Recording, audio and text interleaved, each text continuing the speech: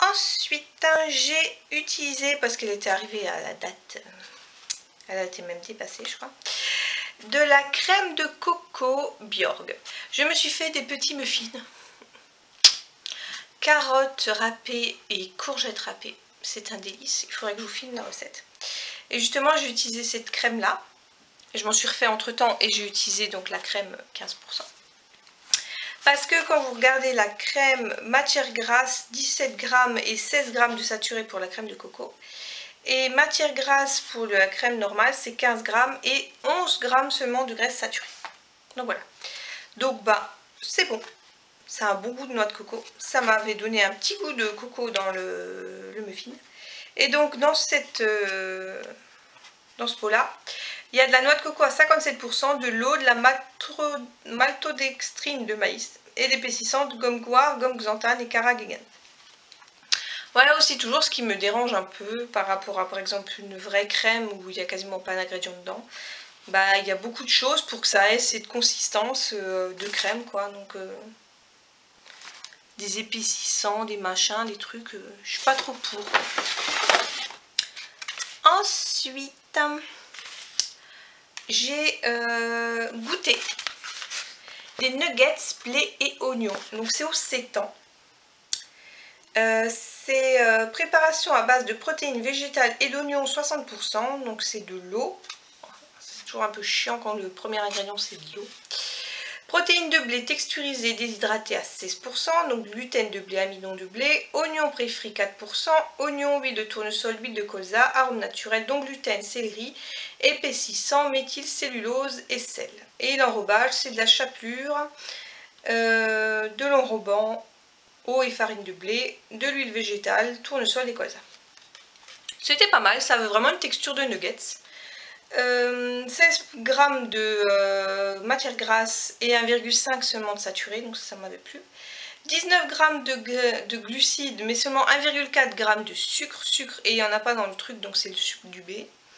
Et en sel, 0,72 g. Et il y a 14% de protéines dedans.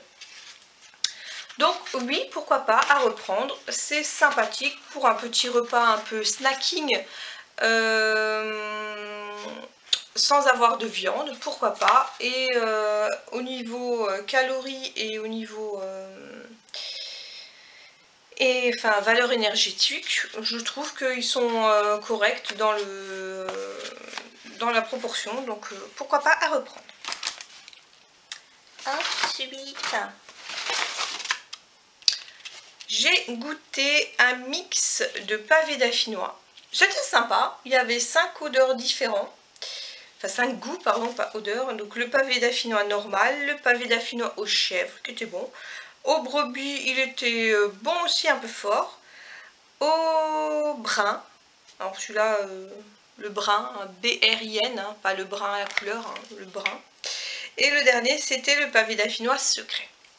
Bon, alors par contre, c'est un peu cher, c'est 2 € et quelques pour seulement 5, hein, ça revient un peu cher. Mais pour goûter, parce que ça faisait d'un coup en passant devant, j'avais envie de pavé dauphinois. Et je me suis dit pourquoi pas prendre, ça faisait super longtemps que je n'avais pas mangé, pourquoi pas prendre ces 5 variétés différentes pour goûter ce qu'ils ont sorti entre temps de nouveau. Ensuite, j'ai terminé, il est dégueulasse, un concentré vaisselle au lavandin bio, donc qui est bon, qui sent super bon, qui est assez épais, mais il était plus liquide que le dernier que j'avais eu à l'agrumes, je crois. Mais je crois que maintenant je vais passer à Ecovert, depuis que j'en ai découvert que je l'ai découvert chez Nose en pas cher. Je suis allée à mon Naturalia et ils le vendent au bidon, ils le vendent à la pompe au litre, en fait on paye au poids. Et en plus je trouve que c'est même pas trop cher, c'est 3,80 € je crois pour un gros bidon de presque 1 litre. Donc, un très gros bidon, beaucoup plus que ça. Hein. Et donc je pense que le rapport... Et après on peut le re-remplir à la pompe et on paye moins cher. Donc je trouve ça super. Et s'il est aussi efficace que ceux que j'avais là, c'est sûr que je vais, je pense, devenir une fidèle de la marque Eco. Ensuite, pour continuer, j'ai reçu ça à Noël. C'était un gel douche fruits rouges, donc c'est très joli. au niveau design. Gel douche fruits rouges au lait d'ânesse, frais et biologique. Et ça, c'est la marque Au Pays des Ânes. Donc c'est un gel douche sans parabènes, sans silicone, fabriqué en France. Par contre, il y a du sulfate dedans, donc je ne l'ai pas utilisé moi. Parce que j'ai regardé les premiers ingrédients.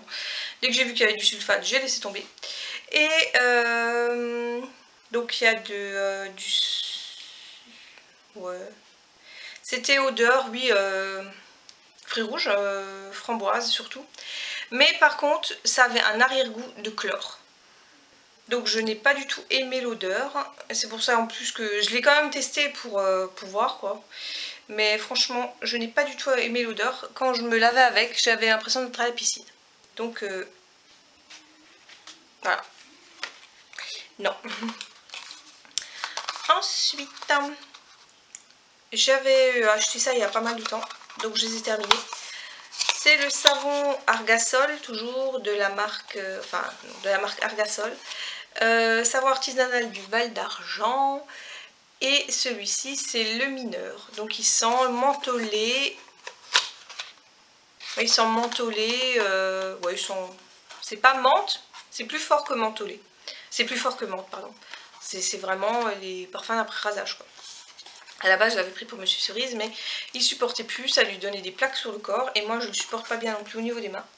Donc on termine tout ce qui me reste. Et puis après, j'essaierai de trouver d'autres savons. Je ne sais pas où, mais j'essaierai d'en trouver. Ensuite, je vais terminer une crème veloutée nourrissante au lait d'ânesse. Comme ça, un pot de combien?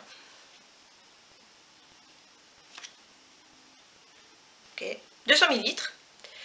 J'ai pas spécialement apprécié l'odeur.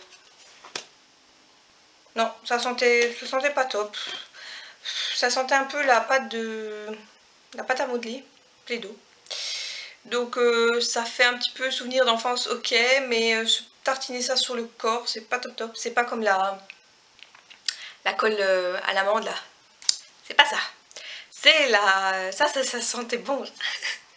Non, là c'était vraiment la pâte à modeler Plaido, qui aurait un petit peu ranci. Voilà. C'est pas l'odeur de foufou qu'on a envie d'avoir sur le corps. Heureusement, je portais encore des manches longues, donc quand je le mettais, après je le sentais plus. En été, j'aime bien mettre des laits pour le corps qui sentent bon, comme ça je le sens encore le reste de la journée. J'ai découvert, je vous les avais montré dans ma vidéo de produits retour de course. J'avais découvert ça. Donc c'est une brosse à dents infusée au sel de bambou naturel, pur éclat.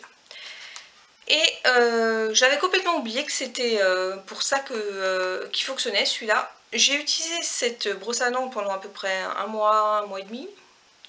Et d'un coup, en me regardant une fois dans la glace, je me suis dit, mais tiens, j'ai les dents plus nettes, plus blanches qu'avant.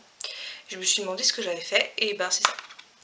Donc je suis super contente de ces brosses à dents qui, donc c'est écrit, sont infusées au sel de bambou, éliminent en douceur la plaque dentaire le long des gencives pour des gencives saines et des dents éclatantes. Et oui, elles sont beaucoup plus, je dirais pas qu'elles sont moins jaunes, mais elles sont, ouais, elles ont un reflet vraiment, elles brillent plus, je sais pas, j'aime bien. Alors elles sont un peu chères, là je les avais pris en réduction. Maintenant je les ai revues ailleurs, elles sont à près de 5 € les deux, ça fait cher. Mais franchement, pas déçue du truc, donc c'est en fait par le mouvement de la brosse à dents qui fait que ça éclaircit la dent quoi. Je trouve ça top.